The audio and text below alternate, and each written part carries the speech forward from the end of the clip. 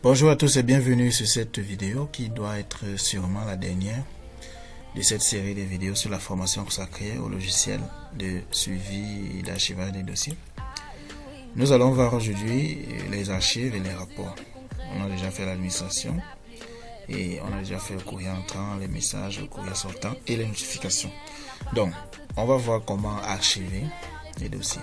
Il est vraiment crucial de savoir archiver les dossiers au sein d'une institution avec des méthodes d'archivage recommandées.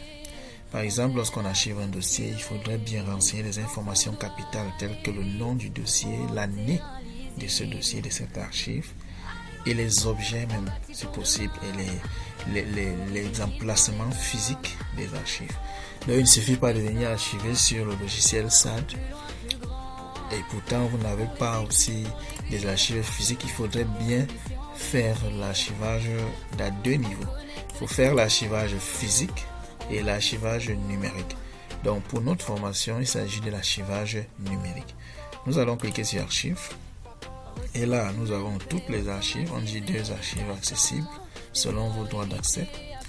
Vous allez voir ici mes archives, les différentes archives de la personne. Vous allez voir ces archives que j'ai déjà eu à créer. Et vous allez voir les documents archivés. Tous les documents sont là. Vous pouvez toujours accéder ici, sur documents.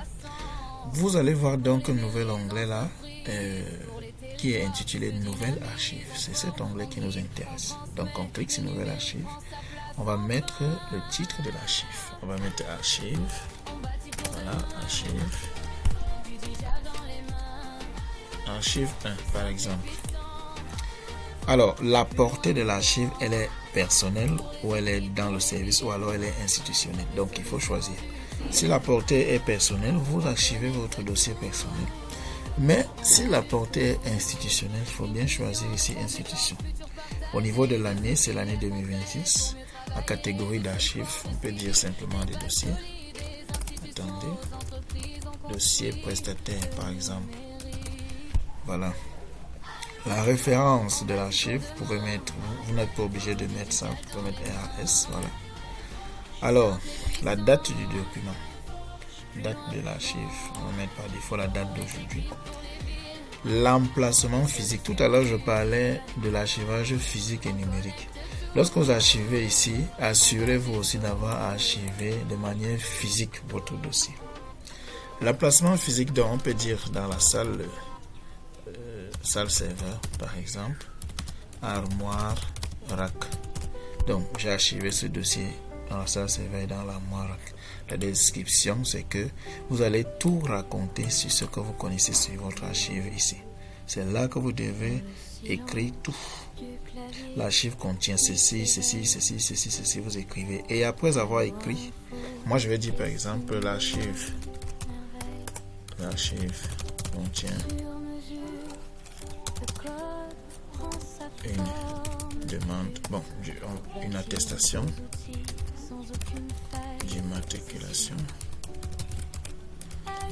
Voilà. Une attestation de conformité fiscale.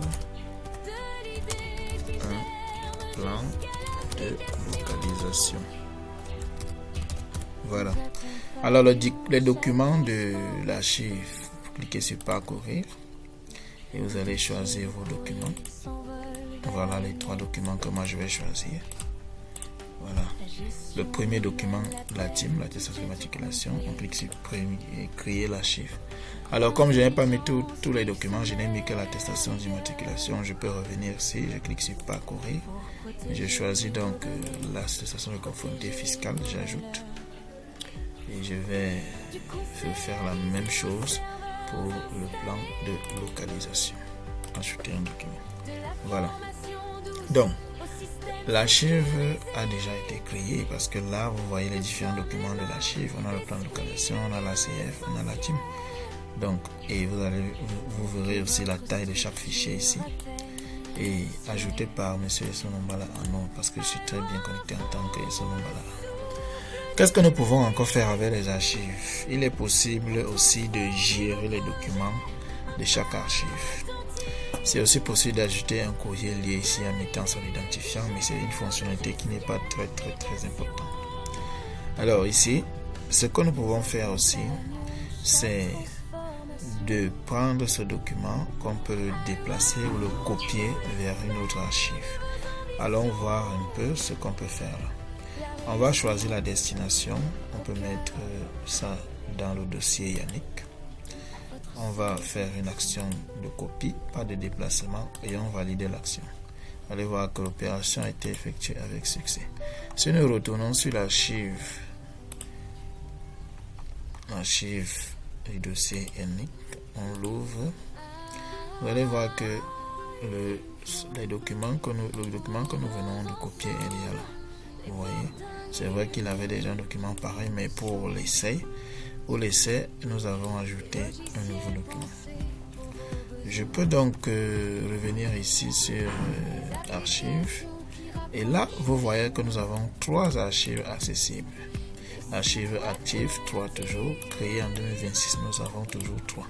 Les documents archivés, nous en avons 12.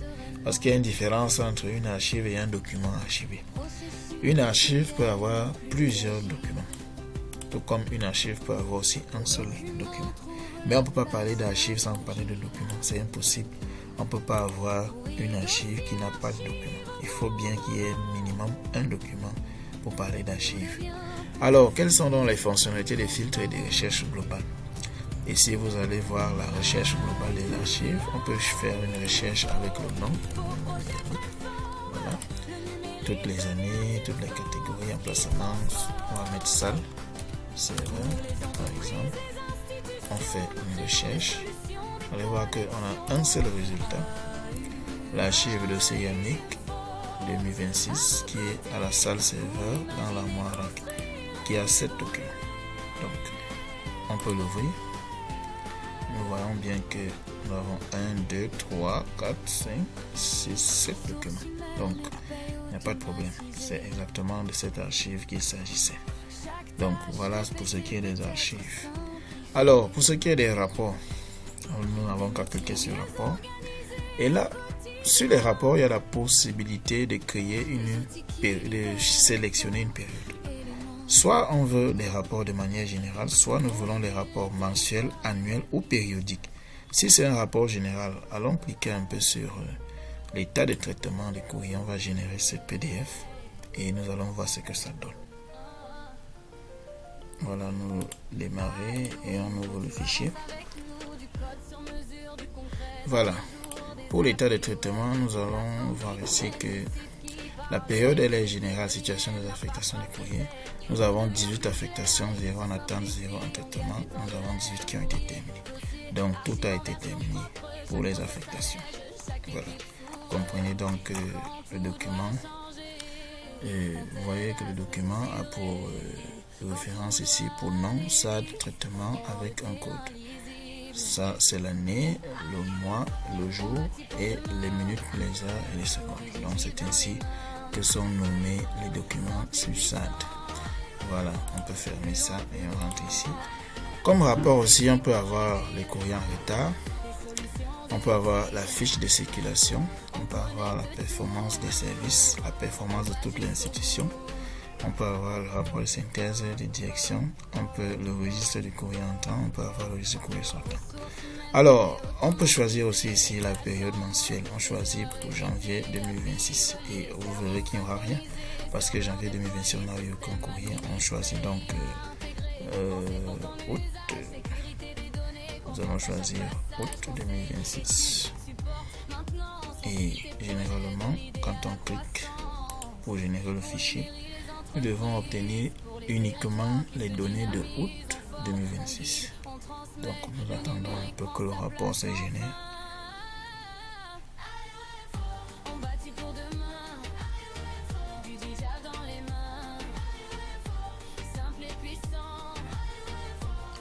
Voilà, nous ouvrons le rapport et on peut avoir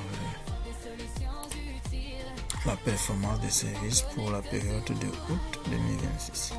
Donc, les affectations pour le cabinet du président, il y en a 0. On ne peut rien avoir comme pourcentage. Donc pour la cellule informatique, il y en a 12 affectations et tout a été traité. Donc traitement à 100% pour la cellule informatique. La présidence, voilà, 3, 0 en retard, donc 100% de traitement. Donc ainsi de suite, on peut avoir les différentes performances de chaque service qui ont été enregistrés sur le logiciel. Donc voilà un peu la performance des services. Hormis la performance des services, nous avons aussi d'autres rapports tels que je vous l'ai dit. Alors pour ce qui concerne les périodes, on peut choisir aussi la période. On choisit périodique. On choisit donc une date de début. On peut choisir du 22 au 23. Voilà. Et puis en général, les courriers en retard par exemple.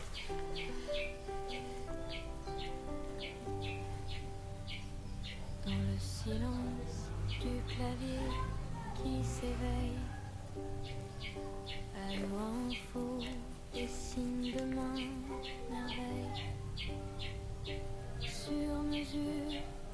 Voilà, nous démarrons et on clique sur oui. On a le courrier en retard. Nous n'avons aucun courrier en retard. Situation de séance dépassée, période, voilà, rien n'est en retard.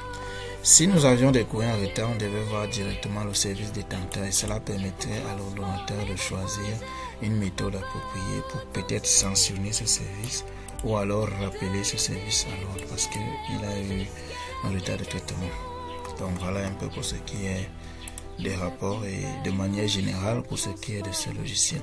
Alors je vous demande de laisser des commentaires à chaque vidéo parce que si vous avez des difficultés, si vous rencontrez des difficultés, quelle que soit la difficulté, et si vous avez aussi des suggestions pour les améliorations de cette application, ces suggestions seront les bienvenues et je me ferai le plaisir d'améliorer cette application.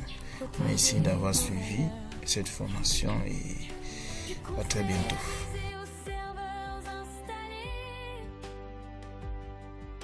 De la formation douce au système sécuritaire.